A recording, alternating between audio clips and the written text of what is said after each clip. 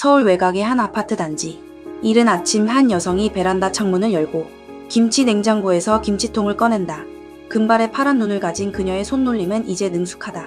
3년 전만 해도 김치 냄새조차 낯설었던 여자. 그녀의 이름은 엘레나 35세, 폴란드에서 온 며느리다. 사랑은 국경을 넘는다고 믿었다. 언어가 달라도 피부색이 달라도 진심은 통한다고 생각했다. 하지만 그녀가 한국에 도착한 순간 그 믿음은 산산조각 났다.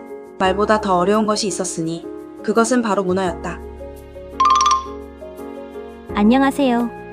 제 이름은 엘레나입니다. 폴란드 바르샤바에서 태어나 자랐고 3년 전 사랑하는 남자를 따라 한국에 왔습니다. 남편 도윤은 고등학교 교사예요. 착하고 성실하고 제게 한국어를 가르쳐주던 그 사람을 사랑했죠. 하지만 사랑만으로는 부족했습니다. 오늘 제 이야기를 들려드리려고 합니다. 우픈 이야기, 때로는 화가 나고 때로는 눈물이 났던 이야기. 그리고 결국 제가 한국을 이해하게 되고 사랑하게 된 이야기를요. 결혼하고 가장 먼저 부딪힌 문제는 집이었어요. 폴란드에서는 결혼하면 작은 집이라도 직접 구해서 사는 게 당연했습니다. 부모님께 손 벌리는 건 어른으로서 부끄러운 일이었죠. 그런데 한국은 달랐어요. 도윤이 어느 날 말했습니다. 엘레나, 우리 전세 구해야 하는데 부모님께 보증금 좀 빌려야 할 것 같아. 뭐라고요? 왜요? 우리 둘이 돈 모아서 월세 사는 거 안 돼요? 그게 한국에서는 전세가 일반적이야. 보증금이 크니까 부모님 도움을 받는 게 자연스러운 거고. 저는 이해할 수 없었어요. 왜 어른이 된 사람이 부모에게 수천만 원을 빌려야 하는지, 그게 왜 자연스러운 건지. 그날 저녁 시댁에 갔을 때 더 큰 충격을 받았습니다. 시어머니께서 웃으며 말씀하셨어요. 걱정 마라. 우리가 보증금 보태줄게. 그게 가족이지. 효도도 사랑이란다. 효도가 사랑이라고요? 폴란드에서 부모는 자식에게 투자하지만 자식은 독립해야 해요. 그게 어른 되는 과정이거든요. 그런데 한국에서는 가족이 평생 엮여 있는 거예요. 경제적으로, 감정적으로, 모든 면에서요. 저는 그날 밤 도윤에게 물었습니다. 우리 언제쯤 진짜 독립할 수 있어요? 도윤은 잠시 침묵하더니 대답했죠. 엘레나, 한국에서 독립이란 건 부모님 도움을 안 받는 게 아니라 부모님께 도움을 드릴 수 있게 되는 거야. 그 말을 듣고 깨달았습니다. 한국의 집은 단순한 공간이 아니었어요. 그건 가족의 명예였고 체면이었고 다음 세대로 이어지는 책임이었습니다. 저는 그날 처음으로 울었어요. 제가 선택한 이 나라의 무게를 느꼈으니까요. 한국 생활에서 가장 혼란스러웠던 건 예의와 무례의 기준이었어요. 어느 날 동네 슈퍼에 갔습니다. 계산하면서 아주머니께 밝게 웃으며 감사합니다 했더니 아주머니가 이상하게 저를 쳐다봤어요. 왜 웃냐는 표정이었죠. 집에 와서 시어머니께 그 얘기를 했더니 이렇게 말씀하셨습니다. 엘레나, 낯선 사람 앞에서 함부로 웃지 마. 싸구려처럼 보여. 싸구려요? 폴란드에서는 웃는 게 친절의 표시예요. 모르는 사람이라도 눈 마주치면 미소 짓는 게 당연하고요. 그런데 한국에서는 그게 오히려 이상하게 보인다니. 반대로 회사에서는 또 다른 문제가 생겼어요. 저는 일할 때 집중하는 편이라 표정이 딱딱해요. 일 끝나면 바로 퇴근하고 굳이 동료들과 친한 척 안 했죠. 폴란드에서는 그게 프로페셔널한 태도거든요. 그런데 어느 날 팀장님이 저를 부르셨어요. 엘레나 씨, 사람들이 좀 불편해하는 것 같아요. 너무 차갑다고 해야 하나? 네? 저는 일만 잘하면 되는 거 아닌가요? 한국에서는 그게 다가 아니에요. 분위기도 맞춰줘야 하고 표정 관리도 해야죠. 분위기를 맞춘다는 게 뭔지 이해할 수 없었어요. 동네에서는 너무 웃으면 이상한 사람 취급받고 회사에서는 안 웃으면 싸가지 없는 사람 취급받고 도대체 어떻게 하라는 건지 모르겠더라고요. 어느 날 지하철에서 할머니 한 분이 제 자리에 앉으려고 하셨어요. 저는 당연히 자리를 양보했죠. 그런데 할머니는 고맙다는 말도 없이 그냥 앉으셨어요. 처음엔 무례하다고 생각했습니다. 하지만 도훈이 말했죠. 한국에서는 어른께 양보하는 게 당연한 거야. 감사 인사를 기대하는 게 오히려 이상한 거지. 저는 그날 깨달았어요. 한국에서는 말하지 않아도 아는 것들이 너무 많다는 걸. 그리고 저는 그 모든 걸 처음부터 배워야 한다는 걸. 도윤은 좋은 남편이에요. 정말로요. 하지만 한 가지 제가 적응하기 힘든 게 있었습니다. 바로 그가 감정을 표현하지 않는다는 거예요. 폴란드 남자들은 사랑한다고 자주 말해요. 포옹하고 키스하고 당신 없으면 못 살아 같은 말도 서슴없이 하죠. 그런데 도윤은 달랐어요. 어느 날 밤 제가 물었습니다. 도윤, 나 사랑해요? 도윤은 잠시 멈칫하더니 아무 말 없이 일어나서 김치를 덜어 제 앞에 놓았어요. 뭐예요, 이게? 김치. 네가 좋아하는 거. 저는 어이가 없어서 웃음이 나왔어요. 그런데 이상하게 화가 나지는 않더라고요. 이게 대답이에요? 응. 그날 밤 저는 혼자 생각했습니다. 한국 남자들은 말보다 행동으로 사랑을 표현하는구나. 말없이 제 옷을 개켜주고 출근할 때 우산을 챙겨주고 제가 좋아하는 빵을 사오고 그게 도윤의 사랑이구나. 하지만 가끔은 외로웠어요. 그리고 더 혼란스러웠던 건 도윤의 여자친구들이었어요. 어느 날 도윤이 고등학교 동창회에 간다고 했어요. 그날따라 걱정이 됐죠. 거기 여자친구들도 와요? 응. 몇 명 올 거야. 그럼 나도 같이 갈게요. 왜? 네가 가면 애들 불편해할 텐데. 왜 불편해요? 저 부인인데. 도윤은 한숨을 쉬더니 말했어요. 엘레나, 한국에서는 친구 모임에 배우자 데려가는 거 별로 안 좋아해. 그냥 친구끼리 편하게 노는 거야. 저는 화가 났어요. 폴란드에서는 파트너를 모든 자리에 데려가는 게 자랑이거든요. 그런데 한국에서는 배우자가 오히려 방해가 된다니요? 그날 밤 도윤이 늦게 들어왔어요. 저는 일부러 안 자고 기다렸습니다. 그리고 물었죠. 재밌었어요? 응. 오랜만에 봐서 좋았어. 여자친구들도 많이 왔어요? 몇 명?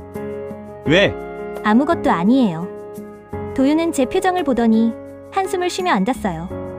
엘레나, 너 나 의심하는 거야? 아니요. 근데 왜 저는 못 가는 건지 이해가 안 돼요. 한국은 그래. 친구는 친구고 부부는 부부야. 섞이면 이상해. 그날 밤 저는 또 울었습니다. 이해할 수 없었어요. 사랑하는 사람과의 경계가 왜 이렇게 명확한지. 한국 생활에서 가장 힘든 건 모든 게 갑자기 일어난다는 거였어요. 어느 토요일 아침 저는 친구를 만날 계획이었어요. 오랜만에 폴란드 친구가 한국에 온다고 해서 일주일 전부터 약속 잡아뒀죠. 그런데 아침 10시쯤 도윤이 말했어요. 엘레나, 오늘 시댁 가야 해. 지금 출발하자. 뭐라고요? 오늘? 왜 미리 말 안 했어요? 어머니가 아까 전화하셨어. 그냥 오라고. 저 친구 만나기로 했어요. 그럼 취소해. 어머니가 오라는데 어떡해. 저는 화가 머리끝까지 났어요. 폴란드에서는 일주일 전에 약속 잡는 게 당연해요. 갑자기 오라는 건 무례한 거거든요. 상대방도 계획이 있잖아요. 그런데 한국에서는 가족이 부르면 무조건 가야 하는 거예요. 제 약속은 중요하지 않은 거죠. 결국 친구한테 사과하고 시댁에 갔습니다. 시어머니는 웃으며 맞아주셨어요. 왔니? 밥 먹거라. 어머니, 다음부터는 미리 말씀해주세요. 저도 계획이 있거든요. 시어머니 표정이 굳었어요. 계획. 시댁 오는 게 계획보다 중요하지. 저는 말문이 막혔습니다. 회사에서도 마찬가지였어요. 금요일 오후 5시 퇴근 준비하고 있는데 팀장님이 말했어요. 오늘 회식이에요. 다들 6시에 삼겹살집 앞으로 모이세요. 죄송한데 저 오늘 약속이 있어서요. 무슨 약속인데 회식보다 중요해요? 개인적인 약속입니다. 팀장님 표정이 굳었어요. 다른 직원들도 저를 이상하게 쳐다봤죠. 결국 그날도 회식에 갔습니다. 밤 11시까지 술 마시고 노래방 가고 집에 오니 새벽 1시였어요. 저는 침대에 쓰러지며 생각했습니다. 내 시간은 내 거잖아. 왜 한국에서는 내 시간이 내 거 같지 않지? 결국 터지는 날이 왔어요. 1년 반쯤 지났을 때였어요. 저는 너무 지쳐 있었습니다. 매일 긴장하고 눈치 보고 이해하려고 노력했지만 한계가 있더라고요. 어느 날 저녁 도윤에게 말했어요. 도윤, 나 폴란드 가고 싶어요. 뭐? 한 달만.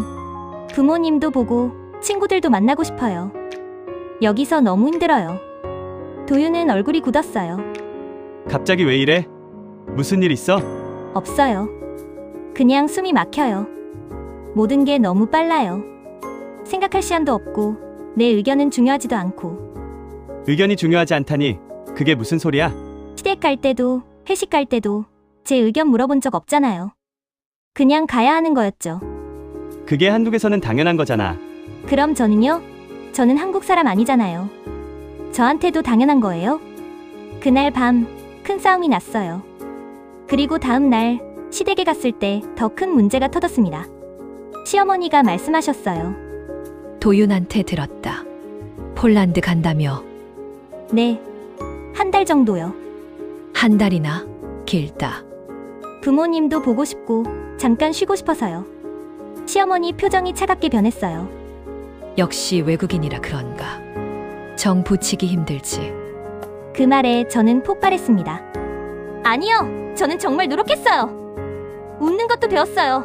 말하는 것도 배웠어요. 밥 먹는 것도 다 배웠어요. 김치도 이제 담글 수 있어요. 그런데 언제쯤 저를 가족으로 봐주실 건가요? 제가 아무리 노력해도 저는 항상 외국인 며느리일 뿐이에요. 실수하면 역시 외국인이라서 그런 거고, 이해 못하면 문화가 달라서 그런 거고. 그럼 저는요? 저는 언제쯤 그냥 며느리가 될 수 있어요? 시어머니는 아무 말씀도 안 하셨어요. 그냥 물을 따라 제 앞에 놓으셨죠. 저는 그날 시댁 화장실에서 한참을 울었습니다. 2년쯤 지났을 때 저는 작은 카페를 열었어요. 한국 생활에 적응하려고 뭔가 제 것을 만들고 싶었거든요. 폴란드 빵과 커피를 파는 작은 카페였죠. 오픈 전날 밤 저는 너무 긴장돼서 잠을 못 잤어요. 과연 손님이 올까? 제 빵을 좋아해 줄까? 그런데 오픈 당일 아침 초인종이 울렸어요. 문을 여니 시어머니가 서 계셨습니다. 손에는 큰 보자기에 싼 무언가를 들고 계셨죠. 어머니? 김밥 좀 싸왔다. 이런 날엔 밥심이 필요하잖아. 시어머니는 제 눈을 보지 않으셨어요. 그냥 김밥을 식탁에 놓고 물 한 잔을 따라주셨습니다. 어머니, 저. 됐어. 먹어. 저는 그 순간 눈물이 났어요. 김밥을 한 입 빼어 물었는데 제가 좋아하는 단무지가 듬뿍 들어 있었어요. 제가 언젠가 무심코 했던 말을 기억하신 거예요. 그날 카페는 손님으로 가득 찼어요. 그 중에 한 할머니가 제 발음을 칭찬해 주셨어요. 아가씨, 한국말 참 잘하네. 어디 사람이야? 폴란드요. 폴란드? 어디야 그게? 아무튼 먼 데서 왔구나. 고생 많았겠네. 할머니는 웃으며 말씀하셨어요.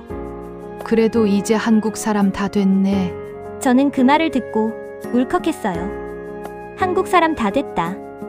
그 한마디가 지난 2년간 제가 원했던 말이었어요. 카페 문을 닫고 집에 오는 길에 저는 깨달았습니다. 나를 힘들게 한 건 한국이 아니었어요. 한국의 진심을 오해한 제 마음이었죠. 시어머니의 김밥, 할머니의 한마디, 도윤이 말없이 덜어주던 김치. 그게 다 사랑이었는데 저는 그걸 말로만 듣고 싶어 했던 거예요. 지금은 3년째입니다. 지난주에는 시어머니와 함께 김장을 했어요. 뱃줄을 나르면서 시어머니가 말씀하셨습니다. 한국 와서 고생 많았지. 네, 그래도 잘 버텼다. 기특해. 저는 웃으며 대답했어요. 이제는 버티는 게 아니에요. 살아가는 거예요. 한국에서. 시어머니는 아무 말씀도 안 하셨어요. 그냥 제 어깨를 툭 치셨죠. 그게 시어머니의 사랑이라는 걸 이제는 알아요. 한국은 여전히 어려워요. 갑자기 바뀌는 계획, 눈치 봐야 하는 순간들, 말하지 않아도 알아야 하는 것들. 하지만 이제는 알아요. 한국 사람들은 차갑지 않아요. 그냥 표현이 다를 뿐이에요. 말 대신 행동으로, 포옹 대신 밥으로, 사랑한다는 말 대신 김치로. 한국은 나를 울렸지만 결국 나를 안아줬어요. 이제 나는 폴란드 사람도 한국 사람도 아닌 두 나라를 다 품은 사람이 되었습니다. 그리고 자랑스럽게 말할 수 있어요. 저는 한국의 딸입니다. 사랑은 언어를 넘고 문화를 넘는다. 다만 시간이 필요할 뿐.